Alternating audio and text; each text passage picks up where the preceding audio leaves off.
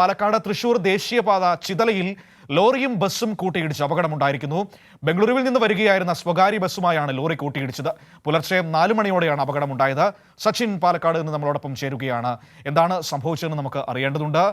സച്ചിൻ, അപകട വാർത്തയാണ് പാലക്കാട് നിന്ന് നമ്മുടെ മുൻപിലേക്ക് വരുന്നത്.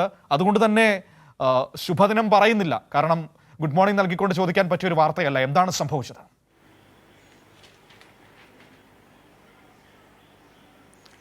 മനു, ഇന്ന് പുലർച്ചെ 4 മണിയോടുകൂടിയാണ് ദേശീയപാത 544, അതായത് മണ്ണുത്തി എറണാകുളം ദേശീയപാതയിൽ അപകടം സംഭവിച്ചത്. എറണാകുളത്തേക്ക് തമിഴ്നാട്ടിൽ നിന്നും വരികയായിരുന്ന ലോറിയും അതുപോലെ തന്നെ ബാംഗ്ലൂരിൽ നിന്ന് കേരളത്തിലേക്ക് വരികയായിരുന്ന ബസ്സുമാണ് കൂട്ടിയിടിച്ചത്. ബസ്സിൻ്റെ മുൻഭാഗം വലിയ രീതിയിൽ തകർന്നു. അതുപോലെ തന്നെ ലോറി തലകീഴായി മറിയുന്ന ഒരു സ്ഥിതിയും ഉണ്ടായി. പാലക്കാട് തൃശ്ശൂർ ദേശീയപാതയിലെ ചിതലിയിൽ വെച്ചായിരുന്നു അപകടം.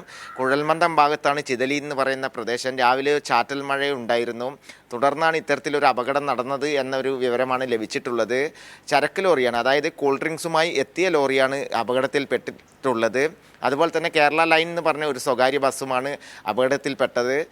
നിലവിൽ ആർക്കും പരിക്കില്ല എന്നൊരു ആശ്വാസകരമായ വിവരവും ലഭിച്ചിട്ടുണ്ട്. കാരണം ബസ്സിൻ്റെ മുൻഭാഗത്ത് മാത്രമാണ് ചെറിയ രീതിയിലുള്ള ഇടിയിൽ തകർന്നിട്ടുള്ളൂ. അതുപോലെ തന്നെ ലോറിയിലുള്ള ആളുകൾക്കും വലിയ പരിക്കുകളൊന്നുമില്ല.